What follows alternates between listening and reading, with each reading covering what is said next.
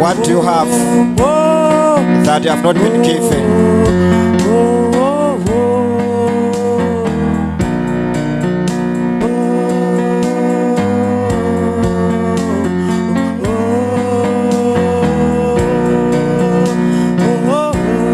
Kijani chimene uli nacho,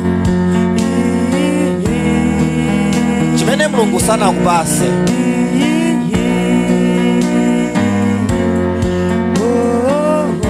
Nthawi zambiri timasiya kulandira, zinthu zimasiya kuyenda chifukwa tilibe moyo wothokoza, tilibe moyo womuthokoza Mulungu. Sitimaona zimene Mulungu akutipangira, sitimaona chimene Mulungu akutichitira moyo wathu. Ndiye chifukwa chosaonako Mulungu amangosekeratu, mdaliso uja saperekaso ayi. Ndi chani chimene uli nacho, chimene Mulungu sana akupase? Ukamasuka mamawa kumapita ku ntchito, ntchitoyo Mulungu akupasa.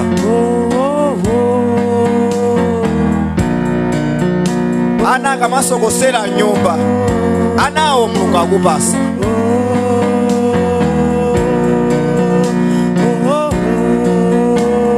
Ukamalawira mamawa kupita ku business yako, uziwe kuti business imeneyo Mulungu akupasa. Tango muthokoza Mulungu pa zimene akuchitira. Tango yang'ana zinthu zimene zakuzungulira, zimenezo Mulungu akupasa.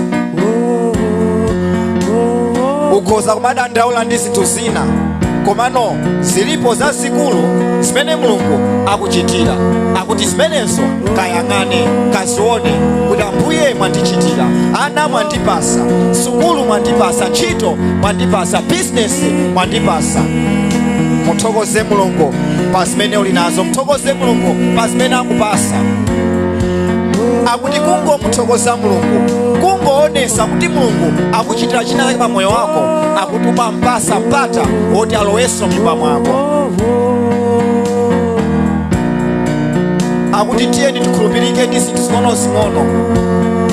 Kungo muthokoza Mulungu ndi kukhulupirika. Ambiri mwa ife sitikulandira chifukwa sititha kuthokoza, sititha kuyamikira. Kapena njira kuti tingamuyamikire Mulungu sitimayiziwa.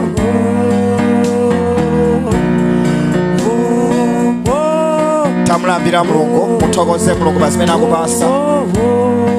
Muthokoze Mulungu. Ngati sungamuthokoze ndi zopereka zako, muthokoze ndi kamwa lako. Ngati sungamuthokoze ndi chuma chako, muthokoze ndi kamwa lako. Thank you, Father. Thank you, Jesus. Thank you, Holy Spirit.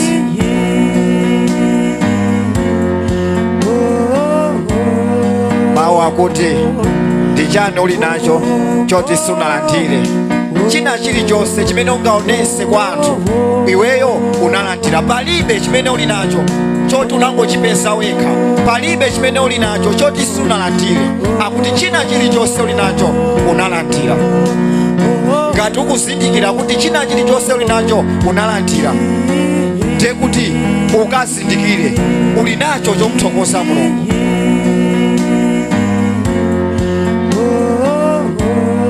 Ndi chani chimene uli nacho ukunyadira nacho, chimene Mulungu sana akupase? Ukuyenda bwinobwino ndi moyo, Mulungu akupasa moyo umenewo. Muthokoze Mulungu, muyamikire Mulungu. Uli nazo zomuthokozera Mulungu. Thank you, Father. Thank you, Jesus. Thank you, Holy Spirit.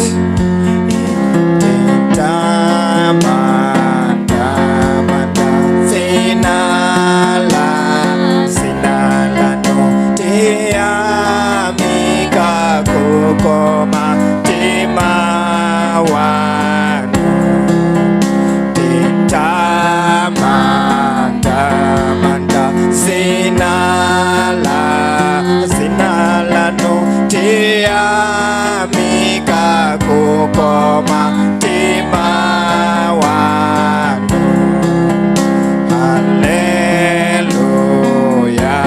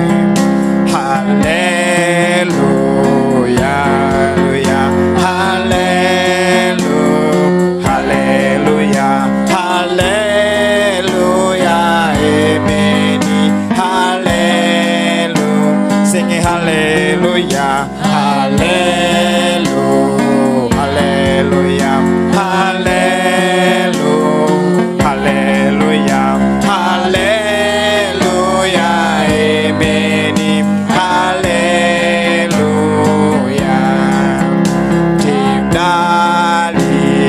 Tidalila sinala sinalake tiamika kukoma mtima wanu. Tidalila sinala no tiamika kukoma mtima wanu.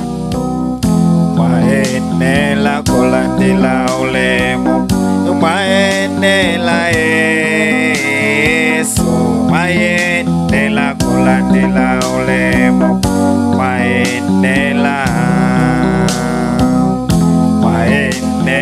kolandila ulemu, maenela Yesu, maenela kolandila ulemu, maenela kolandila ulemu, maenela Yesu, maenela kolandila ulemu, maenela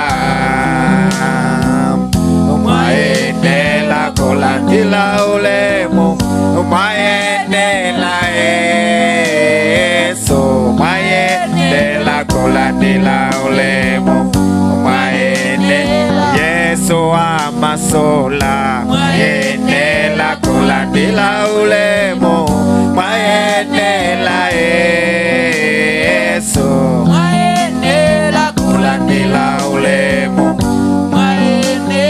Yesu achilisa, maenela kolandila ulemu, maenela Yesu, maenela kolandila ulemu, maenela.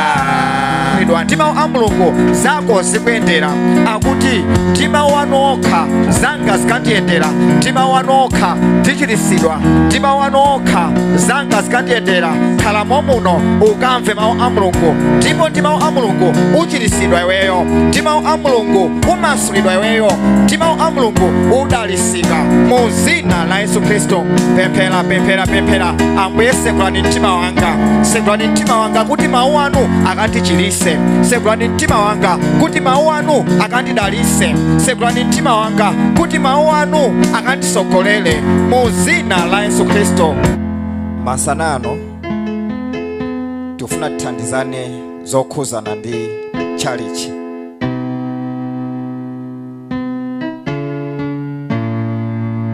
Kumvesesa zokhuzana ndi chalichi.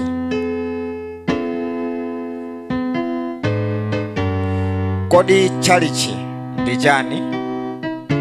Nanga chifukwa chani tikuyenera kumapita ku chalichi? Nanga ndi chalichi chiti chimene ineyo ndikuyenera kuti ndizipitako? Haleluya. Mafunso oyamba awiri tinayankha kale ziphunzitso zakumbuyoko. Pa 13 August timaphunzira zoti kodi chalichi ndi chani, nanga chifukwa chani tiyenera kupita ku chalichi. Tinawerenga mawu pa 1 Korinto chapter 3 verse ya 16, pamene Paulo amatiyankhula akuti kodi simukuziwa kuti inuyo ndinu kachisi wa Mulungu? Chifukwa chani? Akuti chifukwa cha Mzimu umene uli mkati mwanu. Chifukwa cha Mzimu wa Mulungu umene uli mkati mwanu ndiye kuti inuyo ndinu kachisi wa Mulungu. Kutanthauza kuti chalichi si building cha abeyayi, koma chalichi ndi ifeyo amene tili ndi Mzimu wa Mulungu mkati mwathu. Haleluya. Tinazawerenga Genesis chapter 28 verse 16. Tikamawerenga Genesis chapter 28 verse 16, tikumuva Yakobo akuyankhula akuti sindimaziwa kuti malo ano pali Mulungu. Ndeno pa chifukwa cha ichi malo ano ndi chani? Akuti malo ano ndi tchalichi cha moyo. Anali pachire, kumali pachire pomwepo anasandusa malowo, anayankhula malowo kuti malowo ndi tchalichi. Kutanthauza kuti tchalichi si chinyumba chimene timachiona achayi, kapena si chibuilding yayi, komano ndi malo amene pali kupezeka kwa ndani? Kwa Mulungu. Ndeno nanga chifukwa chani tiyenera kupita ku tchalichi? Tikawerenga mawu pa Yohani chapter 17 verse ya 4, Ambuye Yesu amayankhula, amalemekeza Atate awo, amalemekeza Mulungu, akuti ndakulemekezani pakumaliza ntchito imene munandipasa pa dziko lapansi. Kutanthauza kuti Ambuye Yesu anapasidwa ntchito ndipo amachiyankhula poyerayera kuti ntchito imene munandipasa Baba ndatani? Ndamaliza. Ndeno funso langa ndakuti kodi iweyo ntchito imene uli nayo ndi ntchito ya mtundu wanji? Ndeno ukuyenera kuziwa kuti sungaziwe ntchito yako kopanda kupezeka mu nyumba ya mapemphero. Ndi mu nyumba ya mapemphero mmene iweyo umaziwa za ntchito imene Mulungu anakupasa. Ukamapezeka mnyumba ya mapemphero ndi pamene umaziwa kuti koma ineyo ndikuyenera kuti ndikayimbe nawo, ineyo ndikuyenera kuti ndilambire nawo, ndipemphere nawo. Akuti ukakhala pafupi ndi anzi zako mu nyumba ya mapemphero, pamene ukukumana ndi anzi zako ndi pamene ukazindikire ntchito imene Mulungu anakupasa. Ndeno tikuyenera kupita utchalichi kukapezeka malo a mapemphero kuti tikazindikire chimene Mulungu anatitanira kuti tikachite. Tikachizindikira, tikachiziwa, tikuyenera kukaphunzira. Kodi ntchito imeneyi ndingayigwire bwanji? Kodi mayimbidwe amenewa ndingayimbe bwanji? Kodi kuphunzitsa ndingaphunzitse bwanji? Kulalikira ndingalalikire bwanji? Nanga kutulusa ziwanda ndingatuluse bwanji? Kodi kunenera ndinganenere bwanji? Akuti zimenezo timaphunzira mu nyumba ya Mulungu. Ndiye kuti ukuyenera kukapezeka mu nyumba ya Mulungu kuti ukaziwe ntchito imene Mulungu anakuyitanira, kenakanso ukayiphunzire ntchito ija. Haleluya. Masana ano funso ndakuti kodi ndi tchalichi liti limene iweyo ukuyenera kuti ukapempheremo? Haleluya. Ambiri timazungulira kupita uku kubwerera, kulowera uku kukabwerera, kuzalowa tchalichili kukabwerera, kenaka timazakhala pa khomo nanena maonena kuti matchalichi amasiku ano ndi asataniki. Haleluya. Chifukwa chani? Wayenda pena paliponse ndeno sukuziwa kwenikweni kodi ndikhale patipo. Mulungu afuna kuthandize masanano. Kodi ndi tchalichi liti limene ineyo ndiyenera kuti ndikadani ndikapempheremo?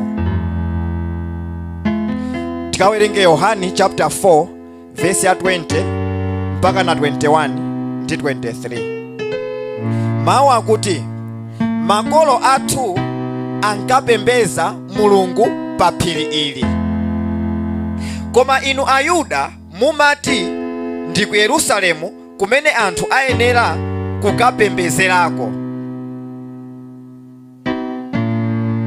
Yesu adamuwuza kuti, mayi, ndithu ikuza nthawi pamene muzapembeza Atate osati pa phiri ili kapena ku Yerusalemu.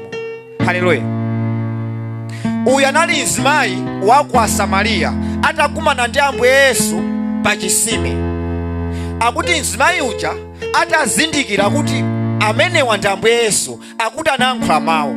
Akuti ifeyo azibale athu, makolo athu ankapemphera pa phiri ili, ndi chifukwa nafenso timapemphera pa phiri ili. Koma inu mukuti kopembeza Mulungu ndi ku Yerusalemu. Kodi kwenikweni ndi chiticho?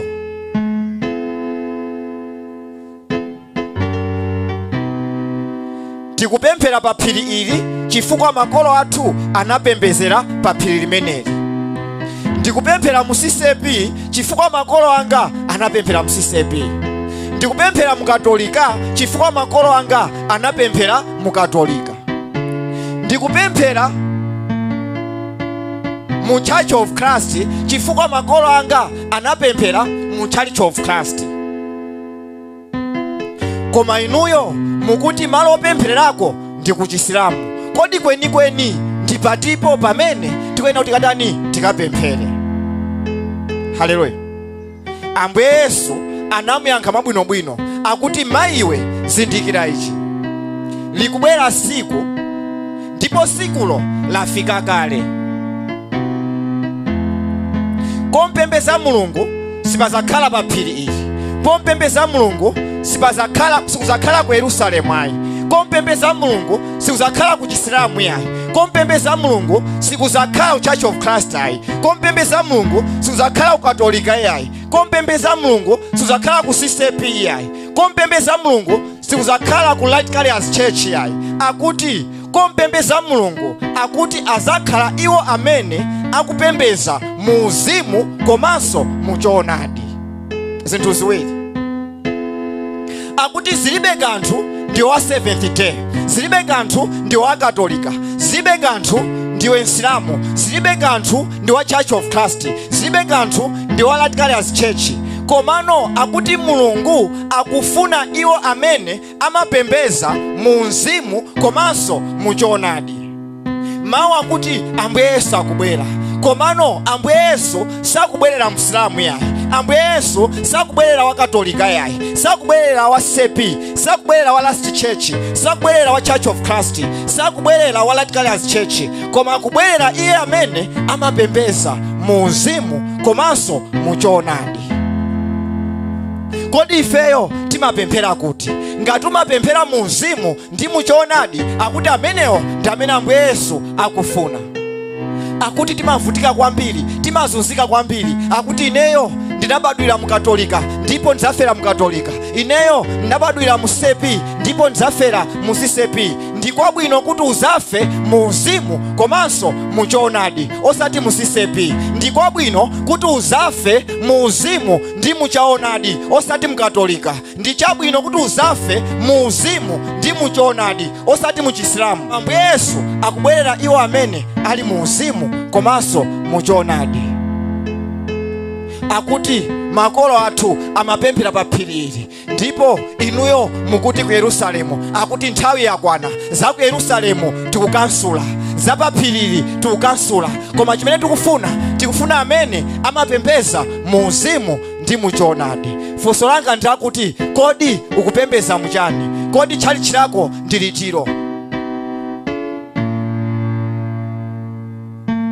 Ambiri timanyozera timati ineyo bora ndipite tchalitchi limene kuli anthu ambiri, bora ndipite tchalitchi limene amalalikira kwambiri, bora ndipite ku tchalitchi chifukwa choti ndikafa azalire pa maliro anga, azayimbe nyimbo za mbuku pa maliro anga.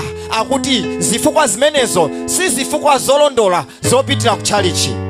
Upite ku tchalitchi kuti ukazindikire chimene Mulungu anakuyitanira. Ukachizindikira uyambe kuchiphunzira, ukaphunzira za ntchito yako ukamapezeka mu tchalitchi. Kodi tchalitchi lake ndi litiro? Akuti si pa phiri paja, si ku Yerusalemu kuja, komano ndi pamene pali iwo amene amapembeza mu uzimu ndi mu choonadi. Akuti ukafika pamalo ndipo malo amenewo anthu amene wapezawo akupembeza mu uzimu ndi mu choonadi, pamenepo ndi tchalitchi. Tchalitchi si chinyumba, si chibuilding kuti ineyo bora tchalitchi limene chinyumba chake ndi chachikulu kumazaza ndimene ndikufuna ineyo. Akuti tchalitchi si building ayi. Tchalitchi akuti ndiweyo. Tchalitchi ndi iwo amene ali ndi mzimu mkati mwawo. Mzimu umabwera bwanji mkati mwa anthu amenewo? Akuti mzimu umabwera chifukwa cha choonadi, chifukwa chochita mawu. Akuti zinthu ziwiri.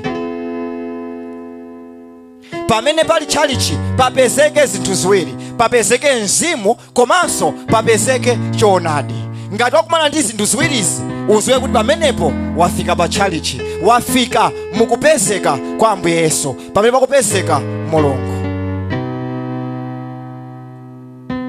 Kodi ifeyo tili pati? Ambuye Yesu leroli akukana za mayina.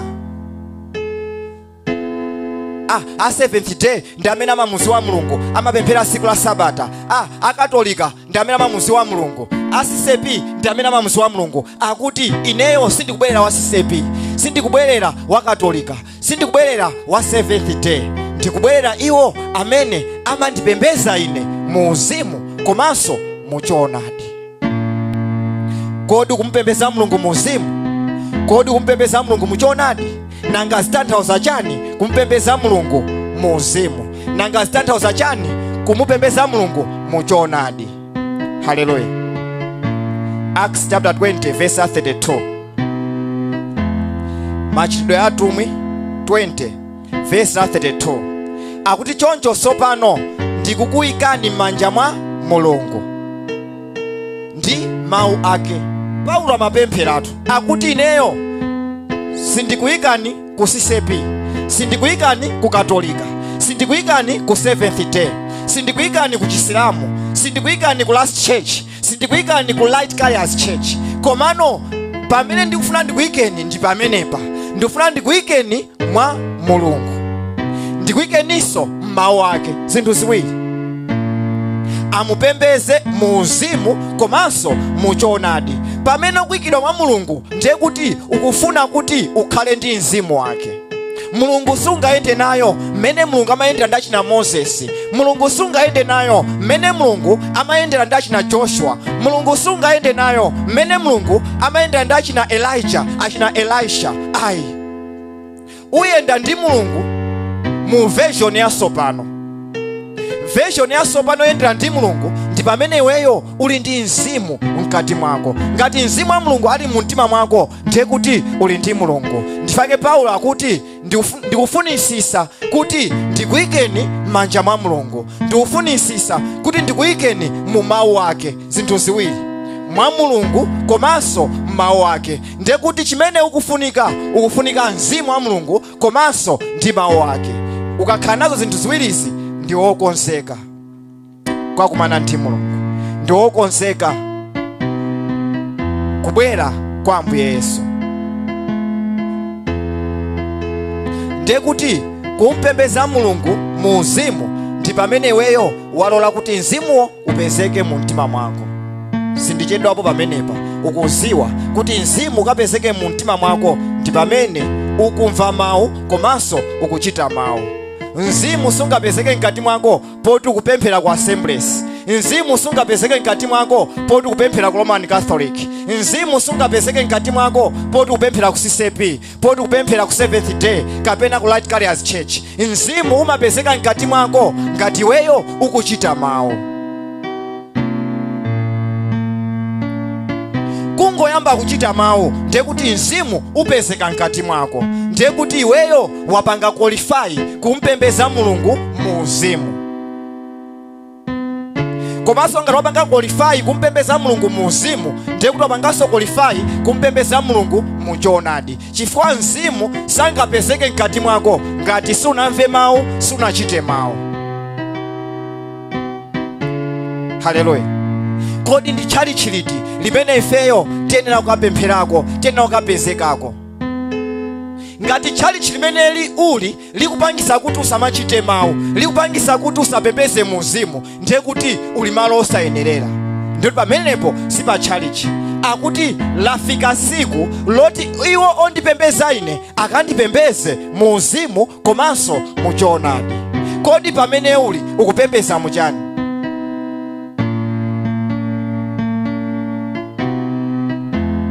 Ndi chali chiliti limene iweyo ukuyenera kupitako. Akuti timasemphana ndi formula imene Mulungu anapereka yoti tikapezekere mutimo, tikapezekere mu chalichi.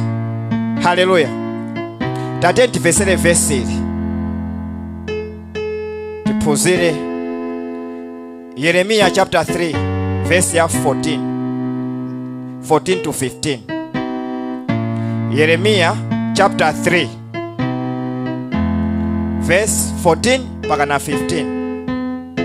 Mulungu amayankhula akuti, bwerani inu anthu osakhulupirika, pakuti mbuye wanu ndine, ndizakutengani kupita nanu ku Ziyoni, mmodzi kuchokera ku mzinda uliwonse, awiri kuchokera ku banja lililonse. Haleluya. Akuti bwerani inu osakhulupirira, mupite kutiko? Akuti mupite kwa Mulungu. Anena kuti mupite ku Seventh Day? Ayi. Mupite ku Light Carriers Church? Ayi. Ku CCP Katolika, ku Chisilamu? Akuti nonse osakhulupirikano, nonse opanga mabosano, nonse muli muzigololo, nonse amene mupanga ziphuphu, nonse amene mumayankhula maboza. Akuti nonse bwerani kwa ndani? Bwerani kwa ine. Nonse osakhulupirika. Kusakhulupirika ndi kupanga tchimo. Ndi akuti nonse osakhulupirika, nonse mukuyenda mu tchimo, bwerani kwa ndani? Bwerani kwa ineyo, osati ku CCP. Bwerani kwa ine, osati ku Katolika. Bwerani kwa ine, osati ku Light Carriers Church. Mubwere kwa ineyo. Mukabwera kwa ine ndi pamene ndikuwuzeni chochita. Ambiri ife timasemphanisa formula ya Mulungu ya chipulumutso chathu. Timaona ngati kupita ku CCP ndiye kuti zili bwino, kupita ku Assemblies ndiye kuti zili bwino, kupita ku Light Carriers Church ndiye kuti zili bwino. Mulungu akuti bwerani kwa ine, musapite kwina kulikonse yayi. Mubwere kwa ndani? Mubwere kwa ine. Verse 15 akuti kumeneko, kutiko, mukabwera kwa ndani? Kwa ine. Kumeneko ndi zatani? Akuti ndizakupasani abusa akukhosi kwanga. Haleluya. Ndizakupasani abusa akukhosi kwanga, osati akukhosi kwanu. Abusa aja amandisangalatsa kwambiri. Abusa aja ayi ndithu amaoneka bwino. Ndizipita kwa ndani? Kwa abusa aja. Mwalakwisa zinthu. Chali chichija nchokongola, chali chichija kuli anthu ambirimbiri, chali chichija chimaoneka pa screen. Walakwisa zinthu. Akuti choyamba bwera kwa ndani? Akuti bwera kwa ine. Nonse osakhulupirikano, nonse mulibe machalichi, nonse amene mukusoweka popemphera, nonse amene sizikuyenda, nonse amene simuchita mawu, nonse amene mukuyankhula mabodza, nonse amene sizikuyenda, bwerani kwa ndani? Kwa ine. Mukabwera kwa ine ndizakupezerani m'busa wa pamtima panga, osati pa inu. Koma masiku ano tikufuna abusa pamtima pathu. Ndi chifukwa chake sizikuyenda, ndi chifukwa chake sitimamvayi.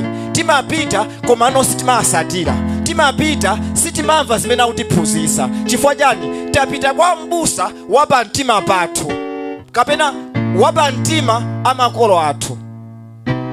Ineyo nabadwira mkatolika, sindingatuke mkatolika. Ukusemphana ndi Mulungu. Mulungu akuti bwera kwa ine. Ukabwera kwa ine ndizakupasa m'busa wa pamtima panga. Mwina sakhala wansembe amene ukumuziwa iweyo yayi, mwina sakhala reverend amene ukumuziwa iweyo yayi. Akuti bwerani kwa ndani? Kwa ine. Mukangobwera kwa ine ndizakupasani m'busa wa pamtima panga. Kodi ndi m'busa wanji amene akudyesera moyo wako wauzimu? Kodi ndi m'busa wapa mtima pako, kapena m'busa wapa mtima wa Mulungu? Ndi m'busa wanji amene akudyesera moyo wako wauzimu? Haleluya. Akuti tisasemphanise formula ya usabalalike. Kodi ndilowere kuti? Kodi ndikapemphere kuti? Ungozifusafuso. Kodi ndingapite bwanji kwa Mulungu? Chifukwa mawu akuti bwerani kwa ine. Kwa Mulungu tingapite bwanji? Kupita kwa Mulungu ndi pamene Mzimu ukupezeka mkati mwako. Kodi Mzimu wa Mulungu upezeka bwanji mkati mwako? Mzimu wa Mulungu upezeka mkati mwako pamene ukumva mawu nayamba kuchita mawu. Simple. Ukhoza kukhala pa nyumba pako kumvesera mawu nayamba kuchita mawu, ndiye kuti wapita kwa ndani? Wapita kwa Mulungu. Ndiye kuti pamene ukumamvesera mawu, pamene ukuchita mawu aja, pamene uli mwa Mulungu, siku ndi limodzi Mulungu azakuwuza kuti m'busa wa pamtima panga amene ndakupasa iweyo ndi ameneyo, ndi amene ukumveserayo, azakusimikizira, azakupasa. Akuti nonse osakhulupirika, nonse auchimo, nonse amaboza, nonse akatangale, nonse azigololo, akuti nonsenu bwerani kwa ine. kubwera kwa Mulungu ndiye kuti ndikusiya tchimo lija nayamba kuchita mawu. Kenaka Mulungu apanga chani? Akuziwa kuti mzimu umene ayika mkati mwako ndi wa njala, ufuna mawu, ufuna pemphero. Kodi ndi mawu ati amene iweyo angakhutise mzimu umene ayika mkati mwako? Chifukwa ndi Mulungu amene amayika mzimu mkati mwako, ndiye ndi Mulungu yemweyo aziwe munthu amene angadyesere mzimu umene ayika mkati mwako. Tikamawerenga Acts chapter 15 verse 8, akuti Mulungu amene amaziwa za mumtima mwathu, Mulungu amene amaziwa kuti amayi awa amva mawu ndipo ayamba kuchita mawu, abambo awa amva mawu ndipo asintha. Akuti Mulungu ameneyo ndi amene amatenga mzimu wake nayika mkati mwa ndani? Mwa munthu uja. Ndiye Mulungu yemweyo amene ayika mzimu mkati mwako, yemweyo abweretsa munthu oti azadyesere mzimuwo mkati mwako. Ukatembenuka mtima zenizeni, ndifuna ndikusimikizire ichi, sizimasowayi. Ngati mkati mwako muli mzimu umene Mulungu ayikamo, chichitike ndi chani? Akuti ukapita malo ena kuti ukapemphere, umamvesera mawu, komano mzimu uja sumamva ukondwerayi. Ukatuluka sumafunanso zapitako malo amene aja. Ndiye kuti mzimu umene Mulungu anayika mkati mwako sungadyesedwe pamalo amene ajawo. Ndiye kuti ukakhalanso pa nyumba uziyendabe. Kodi ndikuti kumene mzimu wangawo ungakhutisidwe? Wina wake azakuyitana, aneba tiyeni kuli mapempheroko, uzapita malo amene ajawo kukamvesera mawu, uzaona kuti ayi ndithu china chake chikuperewera. Chifukwa chani? Amene anayika mzimu mkati mwako, ameneyo ndi amene angaupasenso m'busa odyesera mzimu umeneyo. Sanakupase yayi, akakupasa nawenso uzasangalala kuti mawu awa ndikusangalala ndithu, ndi meseji ayi ndithu ndizingodyabe malo omwewa ndikusangalala ndithu. Yohani chapter 10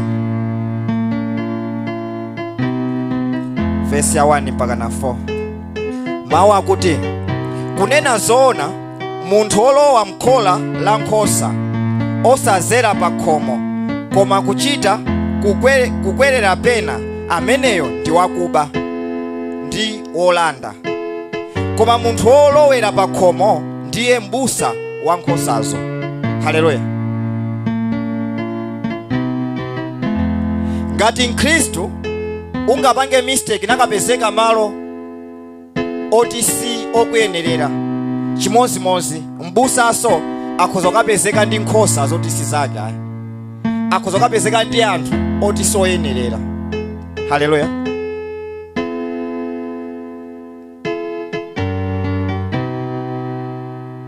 Formula ndimene apereka Mulungu ku Yeremiya chapter 3 verse ya 14 to 15. Akuti choyamba, bwerani kwanda, bwerani kwa ine. Mukabwera kwa ine ndizatani? Ndizakupezerani m'busa wa pa mtima panga. Ineyo ngati m'busa ndiyenera kudikira kwa Mulungu kuti Ambuye, kodi ndi anthu ati amene mwandipasa kuti ndipiteko? Mulungu akandilola kuti chiseko ndichi, anthu ndi awa anabwera kwa ine, ndeno ndi awa ndakupasa, ndiye kuti pamenepo m'busa uja walowera pa khomo. Koma kuti pala azibusa ena amene analowera pa windo nakumana ndi nkhosa zotiso zadaniso zinaloweranso pa windo. Chimachitika ndi chani? M'busa akamayankhula nkhosa sizimamva. Chifukwa chani? Si m'busa wawo. Olowera pa windo zimaziwika, akamayankhula nkhosa zimapanga zina, nkhosa zikamayankhula m'busa amapanga zina. Ndiyo pamenepo formula sinaende bwino. Formula yoyenerera ndiyoti weyo ukangopereka moyo wako ndani? Kwa Mulungu. Pamene wapereka moyo wako kwa Mulungu, akuti Mulungu azayika ndithu chibadeni mu mtima mwako, azayika mzimu wina wake mu mtima mwako, ndipo okakhutisa mzimuwo akazapezeka uzakhala pomwepo. Koma ngati sakupezeka, uzowera uku nakhala pasi, uzowera uku napitapo, uzowera uku. Komano akangopezeka amene amatakasula mzimu umene Mulungu anayika mkati mwako, akuti ameneyo umasangalala nayo.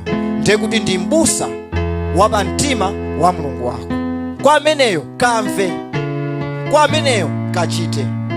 Verse 11, Ambuye Yesu anamayankhula akuti ineyo ndine m'busa wabwino. Chifukwa chani? Akuti m'busa wabwino amataya moyo wake chifukwa cha nkhosa zake. Haleluya. Akuti m'busa wabwino amataya moyo wake chifukwa chani? Chifukwa cha nkhosa zake. Masiku ano abusa afuna aje chifukwa cha moyo wako. Afuna kuti wewe utaye moyo wako kuti wao akatani akaje. Afuna kuti wewe business yako isike pasi kuti wao akatani iwo akaje. Zasempana ndi Mulungu. Ndiye kuti m'busa amene uja si m'busa wachani? Si m'busa wabwino. Ambuye Yesu akuti m'busa wabwino akwena ataye moyo wake kuti nkhosa zikatani zikaje. Akwena kuti ataye business yake kuti nkhosa zikatani nkhosa zikaje. Akwena kuti ataye chakudya chake kuti nkhosa zikapeze chakudya. Asaje nkhosa zikaje. Kusala kumenekwe nthawi zinangati m'busa sana asale chakudya, nkhosa sizikapeza chakudya cha usiku. Ndakuti m'busa wabwino amataya moyo wake cholinga akufuna kuti wina wake akachiritsidwe, afuna kuti wina wake akamasulidwe. Pali nkhosa zina sizingamasulidwe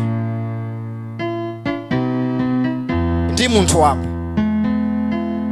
Pali nkhosa zina business yawo singaende ndi munthu wako. Pali nkhosa zina sizingapeze ntchito chifukwa cha m'busa wamba. Ayi. Maataki timakumana ndi maataki osiyanasiyana. M'busa kwena kuti akazindikire kuti anthu amene ndikuwatumikira ndi maataki a mtundu wanji amene akulimbana ndi moyo wawo. Ndikupemphera business yawo sikuyenda, ndiwaphunzitsa mawu sizikuchitika. Pawena ukhala ataki inake pamenepo. Paufunika chani? Ambuye Yesu anayankhula akuti mtunduwu sumangochoka ndi pemphero, koma kusala ndi kutaniso ndi kupemphera. Zinthu ziwiri. Ndamati ndiye kuti ineyo 7 days ndisadye ndisamwe. Akufuna chani? Akufuna kuti yeye apeze ntchito? Ayi. Akufuna kuti yeye alemere? Ayi. Akuyang'ana nkhosa zake. Ndikuyenera kuti ndisale kuti nkhosa zikatani zikapeze ntchito. Ndikuyenera kuti ndisale kuti nkhosa zimasulidwe, kuti nkhosa zanga zichiritsidwe. Akuti m'busa amene uja ndi m'busa wabwino. Chifukwa chani? Amataya moyo wake chifukwa cha nkhosa. Koma kuti m'busa amene analowera pa window akakupeza, akazangoona kuti chopereka mbale palibepo, ndiye kuti chakudya kulibeko, azakansula ma service kuti sopano tisingokumana kamozi basi, kamozi koso mazulo 2 hours basi. Chifukwa chani? Akuona kuti sakutani sakulipiridwa. Akuona kuti sakudya chifukwa chani? Cha nkhosa zija. Koma m'busa wabwino akuti akwena kuti asadye ndithu. Chifukwa chani? Chifukwa cha nkhosa zija. Kodi ndi malo ati amene ifeyo tena kuti tikapezekepo? Akuti ukapezeke malo amene pali mzimu komanso choonadi. Akuti tikampembeze Mulungu mu mzimu komanso mu choonadi. Zibe kanthu malo amene uli ndi ukatolika, zibe kanthu malo amene uli ndi kusisepi, zibe kanthu malo amene uli ndi Radical Church, Assemblies, kusilamu kandi kuti. Komano chachikulu ndichakuti kodi mukupembeza Mulunguyo mu mzimu komanso mu choonadi. Ngati zinthu ziwiri zikupezeka, khala pomwepo. Koma ngati zinthu ziwiri zipalibepo, suli malo oyenerera. Ndofuna ndikuwuzeni ichi, malo oyenerera si Radical Church. Munomo ndi Radical Church. Ndeno malo oyenerera si Radical Church ayi. Malo oyenerera si katolikaso ayi, si CCP, si Seventh Day, si Church of Christ, si Assemblies.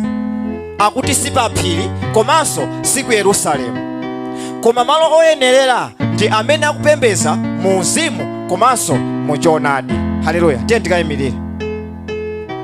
Akuti makolo athu amapembedza pa phiri ili, koma inuyo mukuti kopembedza ndi ku Yerusalemu. Kodi kwenikweni ndikutiko? Nafenso timati ineyo makolo anga anapembedza mu Katolika, nanenso I will die a Catholic. Ukusemphana ndi mawu. Makolo anga anabadwira mu CCP, ndabadwira mu CCP, ndakulira mu CCP, ndipo ndikapemphera mu CCP. Ukusemphana ndi mawu. Ambuye Yesu akuti kokapembedza si pa phiri komanso si ku Yerusalemu, koma ndi iye amene akupembedza mu uzimu komanso mu choonadi. Ngati pamene uli sipali kupembedza mu uzimu ndi mu choonadi, ndiye kuti there's a mistake. Ukuyena kuganizanso bwinobwino, kodi Ambuye ndipemphere pa ndipo?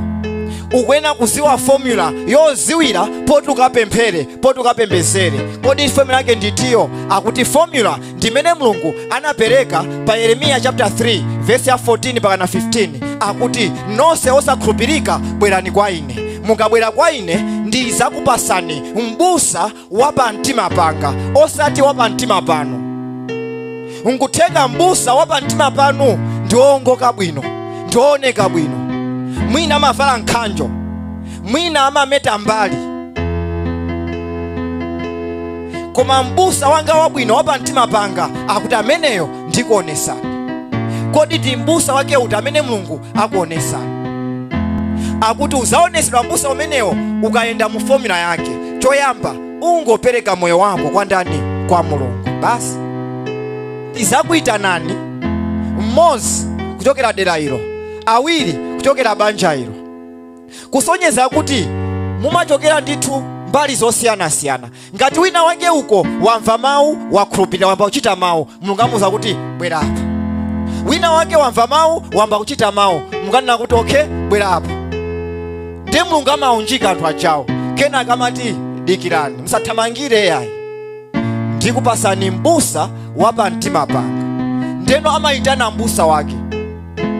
Kali ku Blantyre amuyitana, nangati adyesere mzimu wanu amuyitana, kali ukalonga amuyitana, kali kuchitipa amuyitana. Ndimene Mulungu amapanga, ndiye formula yake. Akuti chimene ndiyo mungapange chokhacho ndikungobwera kwa iyeyo. Mukapita kwa Mulungu simudzasowa m'busa, mumasowa m'busa chifukwa simunapite kwa ndani? Kwa Mulungu. Iye amene apita kwa Mulungu sazasowa m'busa. Ayi, mawu a Mulungu samanama ayi. Akuti kena kali konse kazatha, koma na mawu a Mulungu azakhala chimozimozi.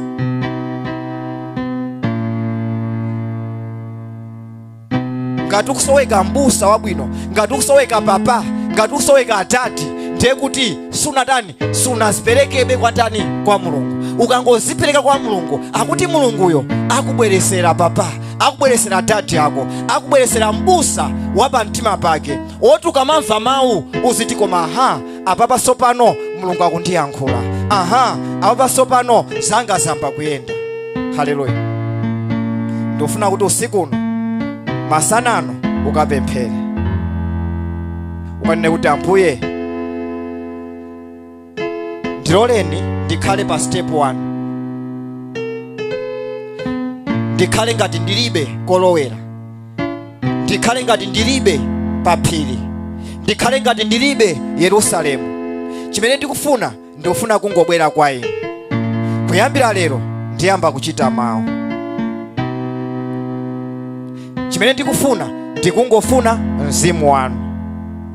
Zoti choonadi chibwera bwanji pa moyo wanga mukuziwa ndinuyo, ndamva mawu anu. Chimene neyo siku lero nditenge step ndiyongobwera kwa ndani? Kwa inu. Kuyambira lero ndiyamba kuchita mawu. Ngati mawu akuti usabe sindiziba, ngati mawu akuti chigololo iyayi ndisiya chigololo, ngati mawu akuti katangale iyayi ndisiya katangale, ndizichita mawu kuyambira lero. Kwinako mumalizisa nokha. Akupasa malo amene kwa iyeyo ndi malo amene pali mzimu komanso choonadi, osati pa phiri, osati ku Yerusalemu. Phiri likhoza kukhala CCP, Yerusalemu akhoza kukhala Katolika. Phiri likhoza kukhala Seventh Day, Yerusalemu akhoza kukhala assemblies. Akuti usasatire phiri, usasatire Yerusalemu, usatire ndani? Mulungu. Ndipo Mulungu yemweyo akupasa mbusa wa pamtima pake. Chalichi ndi chani? Chifukwa chani tikuyenera kuti tizipita ku chalichi? Chalichi si chinyumba, si chibuilding. Chalichi ndi iweyo. Chalichi ndi malo amene pakupezeka Mulungu. Ngati Mulungu akupezeka mu mtima mwako, ndiye kuti iweyo ndiwe kachisi wa Mulungu. Pita malo amene pali kupezeka kwa Mulungu. Uzwa bwanji kuti apapa pali kupezeka kwa Mulungu? Yohani atamva za Ambuye Yesu akuti anatuma ophunzira ake akuti pitani kwa Ambuye Yesu mukafunse kuti kodi ndinuyo kapena tidikirebe wina. Ambuye Yesu anayankha akuti mukamuze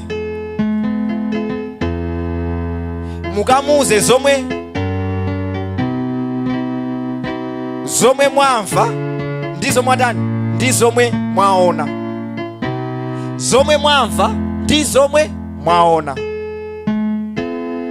Olumala akuyenda, odwala akuchiritsidwa, osamva akumva, osakhoza mayeso akukhoza.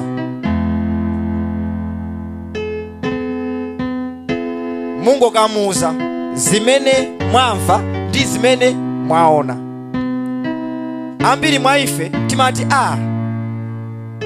kumene kuja ndi kwa Satani, sindingapiteko. Koma sunabe wapitako ayi. Ambuye Yesu akuti choyamba utani? Mukamuze zimene mwamva ndi makutu anu. Poyamba timamva, tikamva timapita. Koma ngati chimene wamva ndi chimene waona zasusana, sungapite koso ayi. It's not a mistake. Kuli bwino ukaone kenaka zimwanga sunachimve ayi, kakhale pansi. Ndeno pali ena amatani amaona asanapite. Ndi Mulungu amene si nthawi zonse wena kuti upite kaye ayi. Pali machayichi ena ukafika amati mmweka izi timoze amakulandira kuti umwekaye chani? Umwekaye zimenezi. Ndeno ngati zimene umwe ndizomwe zononge moyo wako, ndiye kuti kuona kuja kwakuthandiza ayi. Nde nthawi zina ndi bwino umve uli ku nyumba, uonenso uli kutiko uli ku nyumba. Kodi Ambuye tikumeneko tikuyenera kupita ku chalichi kuti tikaziwe za ntchito yathu, tikaphunzirenso za ntchito yathu. Ambuye Yesu amauza kolo ake amene amamusakasaka akuti kodiwe wativutitsiranji chonchi?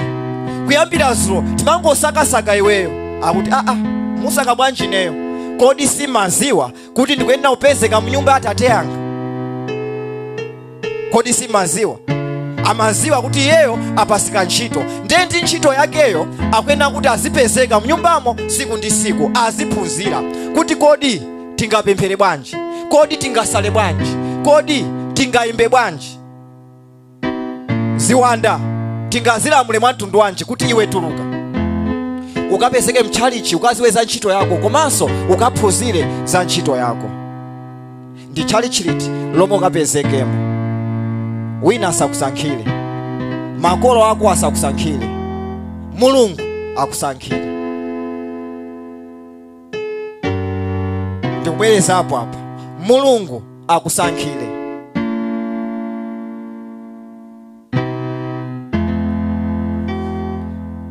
Chifukwa kholo likakusankhira uzasemphana ndi ntchito yako.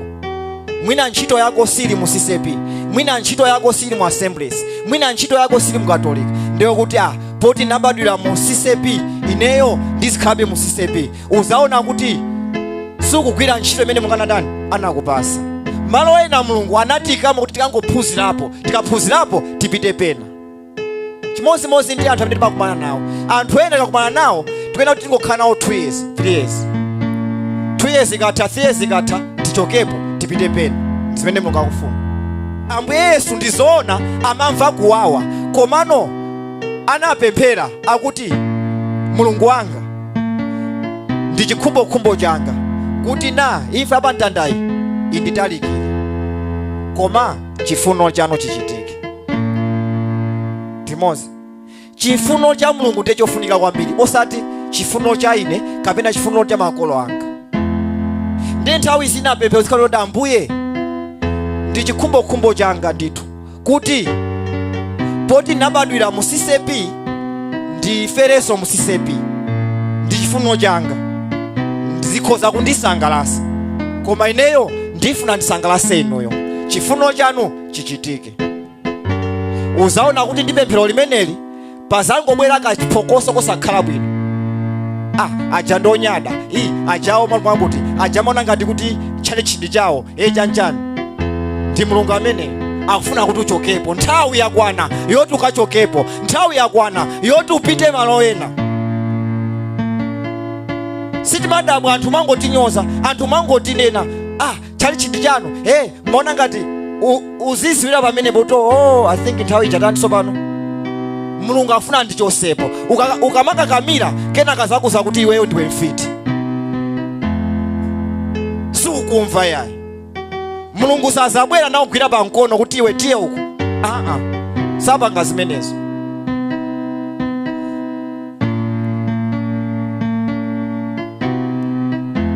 Mulungu amatiyankhula mu njira zosiyanasiyana. Azapangisa kuti pa ntchito paja anthu asamakukonde, azapangisa kuti pa ntchito paja anthu azingokuda, uzazindika kuti I think nthawi yakwana, nthawi yakwana ndikuyena kuti ndisinthe, ndipite pena pake, ndikagwire pena pake. Ineyo ndimafuna andipange promote pompano, uzaona kuti zikanga tizikubwera kumano sizuchitika yayi. Chifukwa chani? Malo si malo ako yayi, Mulungu akukonzera pena pake, akuti tikhale open. Maphokoso ena kamabwera amabwera ndi cholinga kuti usachive ngati kuti unatani unafika.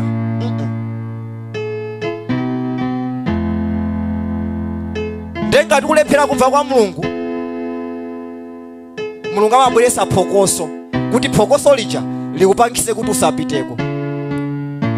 Uzaona nthawi zina umapemphera bwinobwino chali china lake, komano from nowhere akena kanoti ine sopano kumandipowa bwanji sindipitako, Sunday yakwana sindipitako, bwanji Sunday yakwana sindipitako.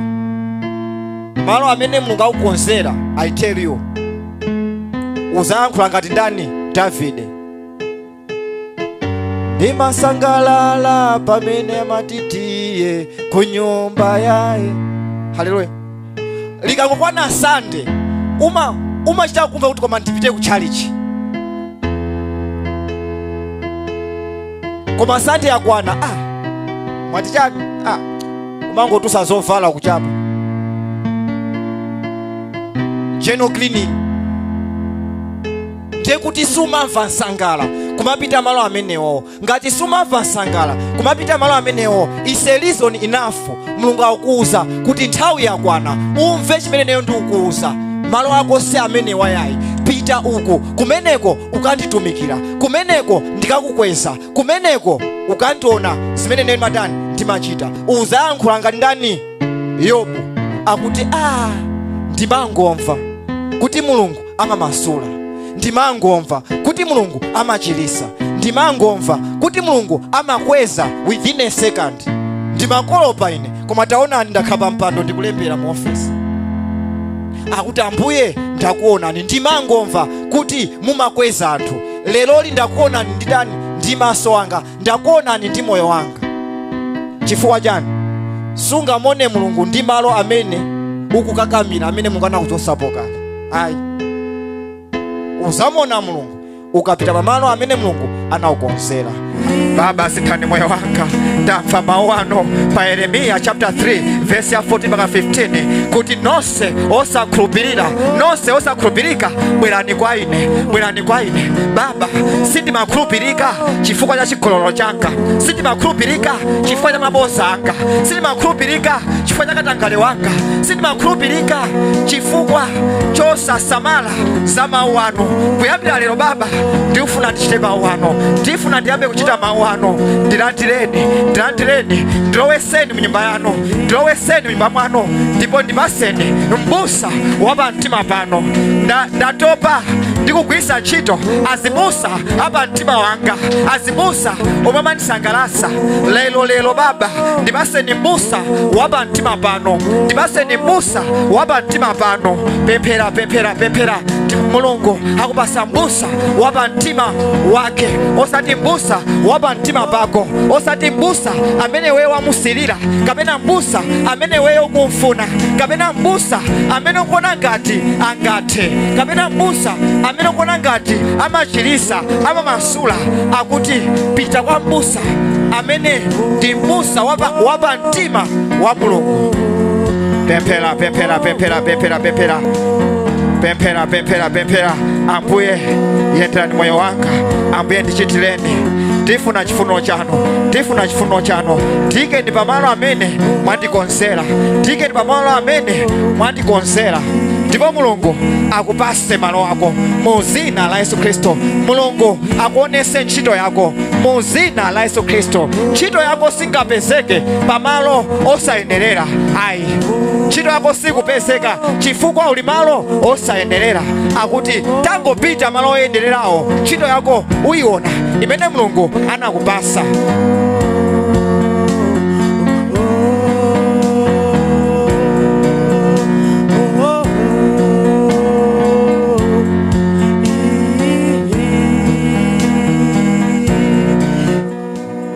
Zosa dzanja lako lamanja mwamba.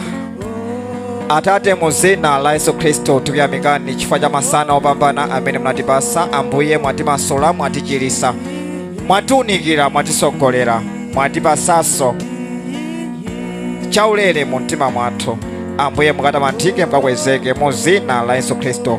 Baba, ndipemphera nanu pa zimene mwapasa kuti oyipa asakayandikire nalanda chimene mwayikiza mu mitima mwawo mu dzina la Yesu Kristo. Kumene akupita apite ndi kukonderedwa, zomwe sizimayende zikambe kuwayendera,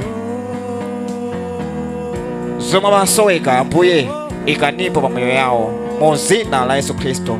Ambuye, munenesa mawu ano kuti pamene pali tchalichi pali kupezeka kwanu, pamene pali kupezeka kwanu pali ntchito, pamene pali kupezeka kwanu pali chipulumutso, pali mtendere, pali ntchito, pali business.